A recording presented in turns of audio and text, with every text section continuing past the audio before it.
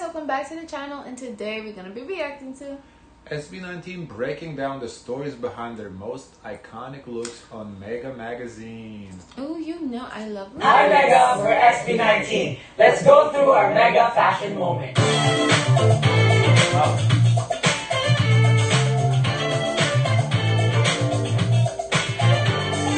This photo, naalala niyo ito? Mega Digital Article. Yeah, Mega Digital Article 2020. Ito yung may photo tayo na parang we put glitters.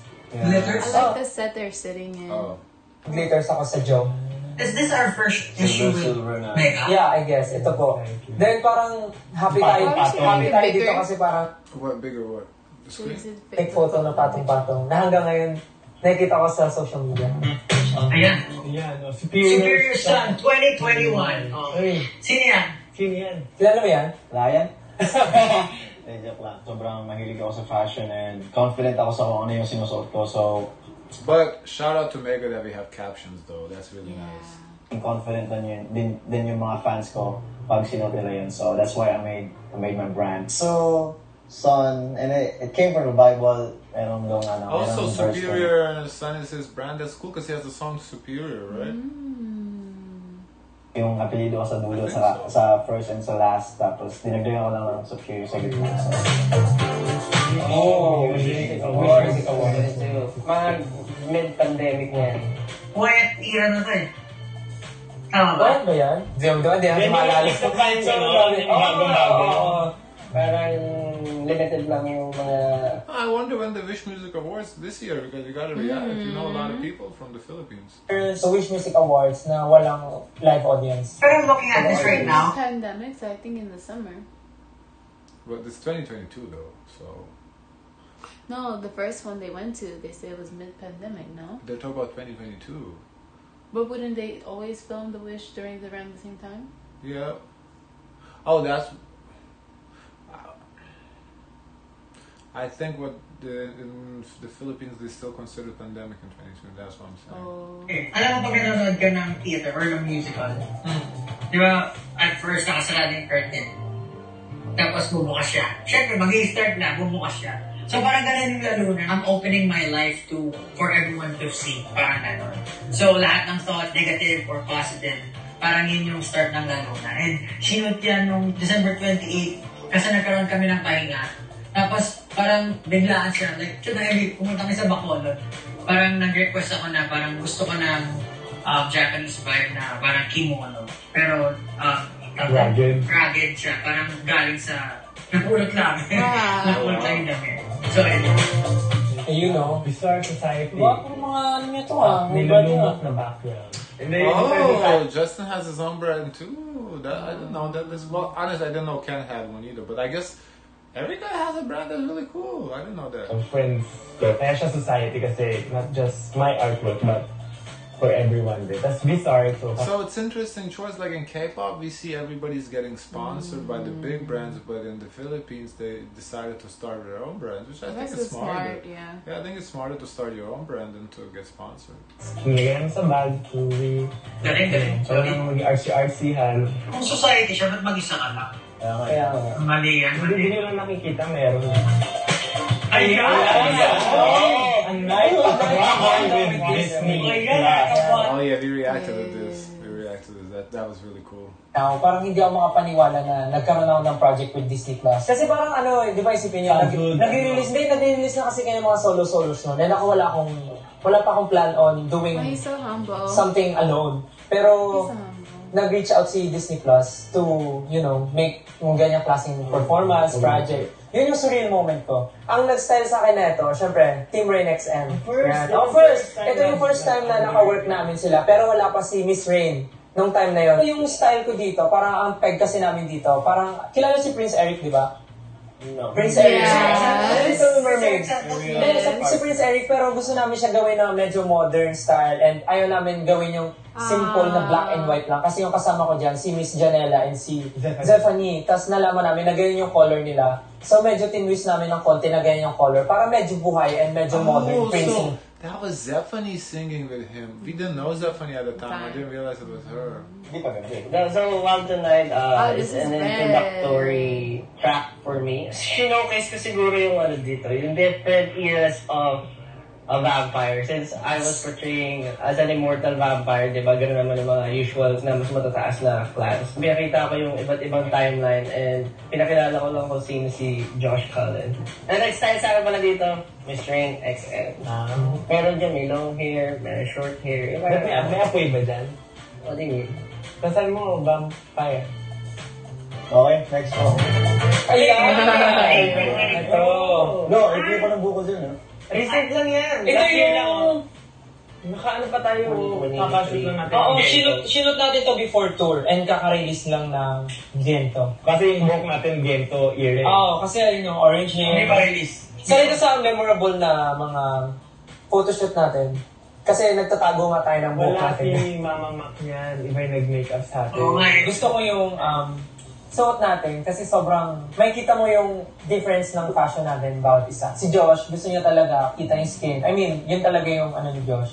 And then si Justin, gusto niya yung clean lang yung look. Clean but neat. Clean and... Clean but neat. So Hindi. I guess Mega is like a magazine in the Philippines, but they have a lot of covers. This is I think the second or third cover of the Mega they had. Wow. Si Ken. May clip ang buhok mo dyan, Ken, no? Oo, Yeah, nag-shoot siya ng Japan. Tapos si Pablo, androgynous style. Parang Yes. gano'n. And then ako, parang ano lang, debonair, gano'n. So, What is double pero as a A? whole, parang mapapansin mo siya, group pa din. Hindi nagkakalayo, but merong I identity remember by bawat isa. chance define it for you. I'm sorry. Ay, ito.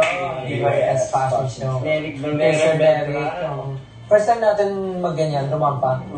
Di kayo kinabahan? Kabado ka Ako din. Tapos kumakanta pa kasi tayo nung time. Ang lapit ng audience. Tapos di ko alam anong gagawin ko. Like, kailangan ko ba isipin na galingan ko yung performance ko o galingan ko yung lakad ko? Parang first time natin magsuot ng ganyang style na, for example, ako may malaking ribbon sa likod.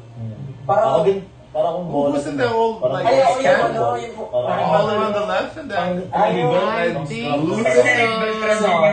Madalas na Gumagawa ng trabaho mga namin gawa. for concerts. Concert, yeah. For SB19 and for a boy group, parang hindi siya usual na ginagawa or sinusuot natin. Pero nabigyan tayo ng chance to interpret yung mga pieces na ginawa ni Miss Neric Beltran. Parang matagal niya na tayong gustong makasama for that kind of project. And finally, You know, I know Pablo is the leader of the group, but in this interview, it feels like Stella is the leader. He's really leading. He's it. really good at the Yeah. interview talking. Tsaka ano din, na-showcase din yung, di ba, like, medyo feminine yung, yung styling dito, but still, yeah. Di ba? Makangas ka pa rin tingnan. ito ano nito?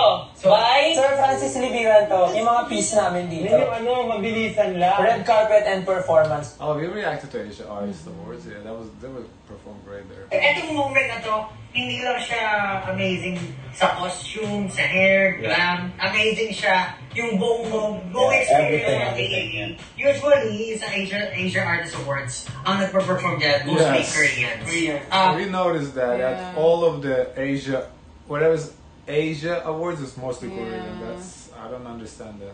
In front of these global talent. Sobrang nakakakaba siya, but at the same time, sobrang nakaka-inspire and sobrang parang nakakagigil kasi gusto mo ipakita kung ano yung meron kayo sa buong mundo.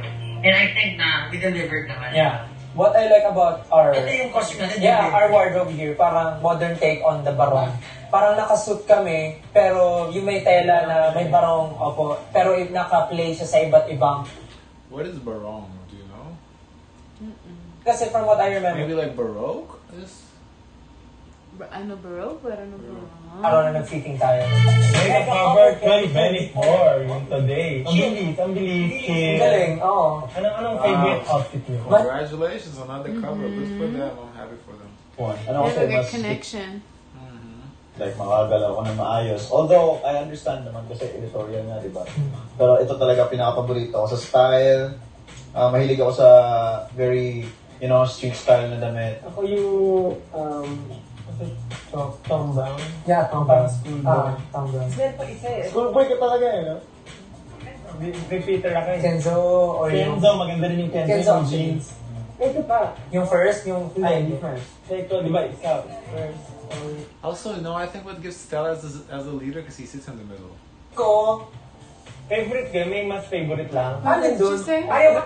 I said also what gives Stella as a leader because he sits in the middle. Oh, yeah, that's Third true. one. No, Pang-six na to sa they natin, kind of diba? sit where they perform yung third too, one. you know. Ako nagustuhan ko naman lahat. Shorts ko. Nagustuhan ko lahat kasi parang iba't iba talaga yung vibe na project ng mga outfit. Yeah. And habang suot ko siya, parang iba rin yung personality ko. Parang ganun. Every time nagkakaroon ng mga editorial or parang ganitong events or issues, na-explore ko yung iba't ibang klase ng damit. Ako yung yung first layout. Well, lahat naman okay. Hindi ako nag-skirt type na Pero, Yung may brown. oo, yung Fendi collection pa yun. Pink. 2024. Hindi ko siya style. Pero kasi di ba may kasabihan tayo na parang hindi mo masasabing okay sa'yo unless hindi mo nasusubukan. Nung na-try ko siya na may ganun, sabi ko, okay din pala. Kasi ang worry ko sa mga ganun, for example, yung shorts, parang, kasi hindi naman ako katangkaran, nagbumukha akong maliit. Pero dun sa outfit na yun, dahil nga dun sa illusion ng parang skirt na nasa harap, parang pwede pala. Tsaka siguro din sa I styling like the talaga. thought that goes into Alala the ko tama styling. yung black na. Yung black na parang Body, body pala. Ako, Ikaw, Jeff. to be honest, gusto ko naman lahat. Pero siguro yung pinaka nagkaroon ng impression sa akin, yung nakapolo tayo. Yung body. Sobrang comfortable lang, tsaka feeling ko, yun nga, very different from what we have been wearing. Ayun yung last. Yun na pala yung last. And that's it, guys. Thank you for watching. So, hindi namin napansin na last na pala yun. To get more videos like this, subscribe to Mega's YouTube channel and turn on the notification bell. Bye, Mega! Thank you so much. Bye-bye! Look at Pablo being a YouTuber. I need to say that. Turn on your notification bell, guys, so you know when we drop. Don't forget to like, comment, and subscribe. Join our Discord, and as always, share as much kindness as possible. Bye.